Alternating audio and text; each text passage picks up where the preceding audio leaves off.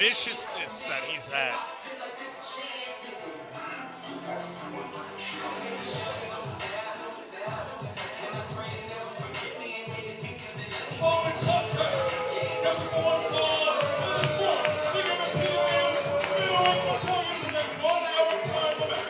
Introducing first, from North Virginia, weighing 188 pounds, he is the current holder of the MFPW Middleweight Medallion, the man they call Jafar!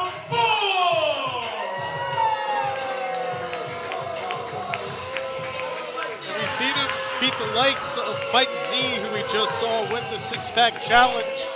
We've seen him lay waste with the steel chair to Marvelous Daniel Alexander. This man is vicious.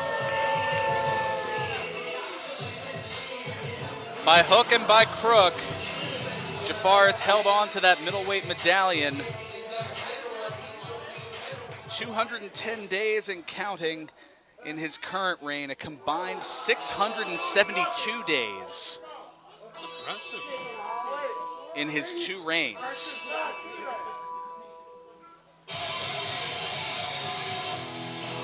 His opponent and challenger from Edison, New Jersey, weighing 185 pounds, Musa Giovanni! But here's the Well, big there question. is the moonshot.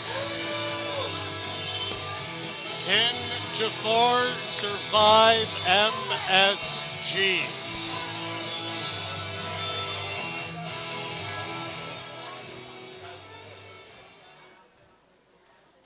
MSG looking to hold some gold here in the MFPW and continue as he had done toward another member of the division, having defeated Hyena Hex on a couple of occasions. Can he take out this member of the division and end the lengthy reign as the holder of the middleweight medallion in Jafar? See Jafar pretty relaxed here starting out as MSG. He's moving, he's grooving already. Jafar bringing him into the corner, forcing the referee count. A little love tap on the chest. And you can hear Paulsboro not really giving Jafar the love that he might like. Please.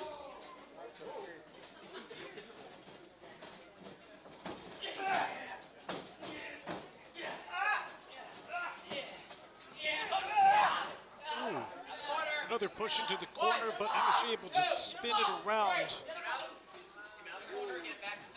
A little bit more of a shove from MSG, Able to give a love tap of his own. giving as good as he gets. You're scared. Jafar saying, if you want my best, if you want to see it, well, here it is.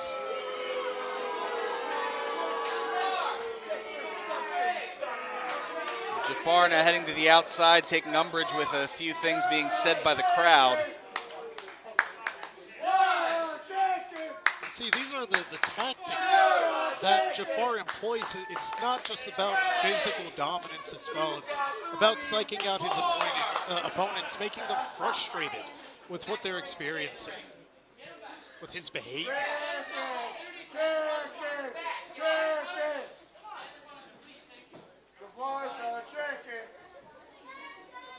Jafar looking for an ample amount of space for his opponent to be and trying to charge in, and MSG waiting for it. A couple of arm drags. Able to land a beautiful drop kick square on the button, and Jafar retreating once again. Oh, looking to regain his balance. Catches the right, leads with another right here, and baseball slide to the outside. Jafar thought he had it scouted, but MSG just one step ahead. Now baseball slide as well.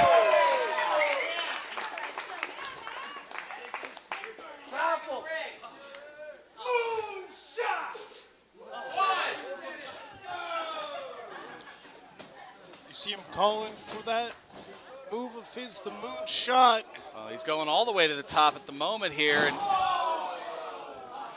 Jafar with a dive of desperation crotches MSG on the top and then follows up with a big boot. And that's part of the reason you can see Jafar had so much success here in the middleweight division. He knows about the high flyers. He knows people going to the top ropes and how to counter them.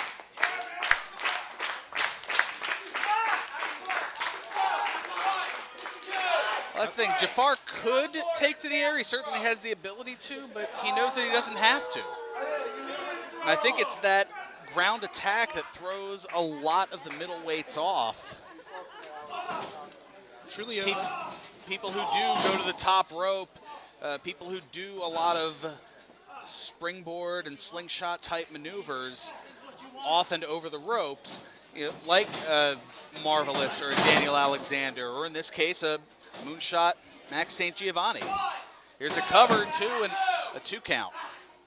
What's the saying? You know, work smarter, not harder, right?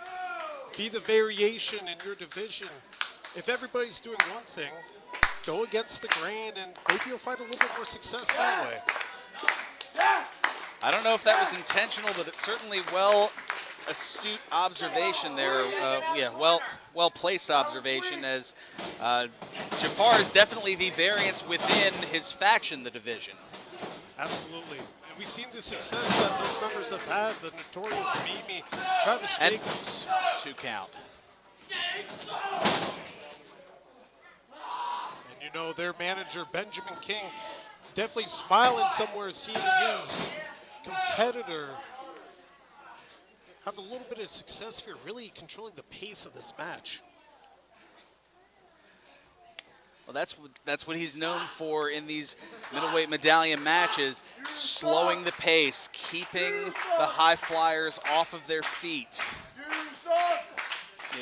Going at the pace that you want to go to, dictating how you want the match to go. That is pretty much the blueprint of success for Jafar, and has been for quite a long time here in the MFPW. Hey, it's proven effective. As he said, over 600 days, right? 672 combined days as holder of the middleweight medallion. Yeah, it's got to be going on at least 2 years almost. Well, closing in on 2 years. Wow. But either way, that's a 2 count now, as MSG able to kick out. But still looking a bit the worse for wear. Is going to need to turn it around here. The crowd trying to get behind him. As Jafar again trying to keep that methodical pace, cinching in a chin lock. And he's nobody to take lightly. You see him as he gets up to his feet. He's got a fighting spirit. You see with that big jawbreaker, perhaps evening the pace a little bit. Maybe not. Oh!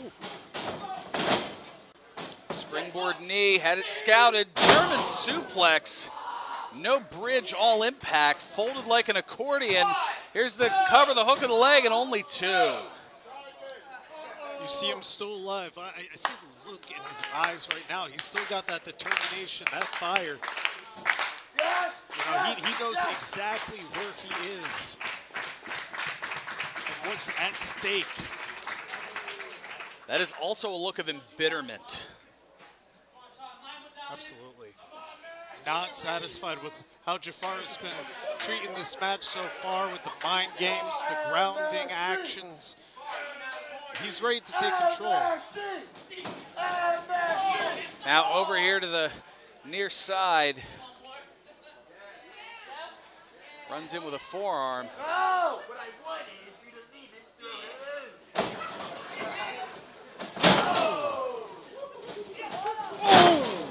Enziguri staggers Jafar, but you can see the damage having been done to Max St. Giovanni, not able to capitalize on it. Both men are down. You can see the gears turning. He's thinking, all right, I know my opponent now. I know what he's bringing to the table. What do I have to do to secure this victory?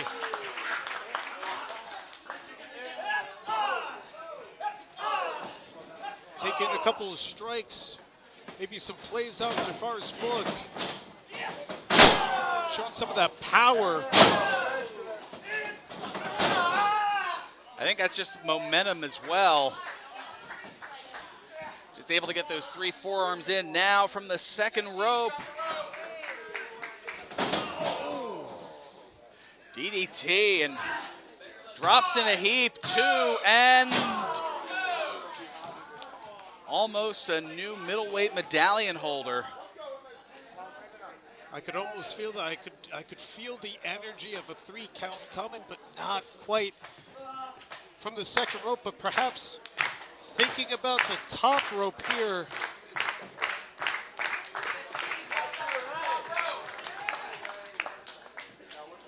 Karnak the Magnificent over here. Oh, sees the lean and coming. Ducks the clothesline. Springboard. Springboard roundhouse. Cover, 2 and a half. Maybe 3/4 even. For a second, I could have sworn we had a new middleweight medallion holder. Perhaps looking for the moonshot here. Looking to punch his ticket. Looking to go back to the air once again. All the way up top. Hits it from the top rope. Oh, here we go. But Jafar rolling out of the way. And Jafar with the awareness to be able to roll out of the ring, knowing that had he stayed where he was, that title would have been lost, more than likely. And you can see the disappointment for MSG, knowing he was so close. He basically had it in his fingertips, but maybe all is not lost yet. Oh, wait, he has the middleweight medallion. Our referee here giving it to our timekeeper. Wait, is that the...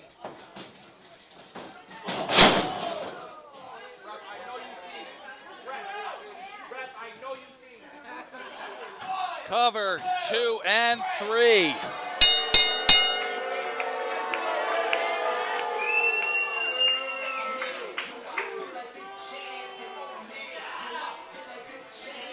And Jafar here having a less than noble victory. 31 seconds.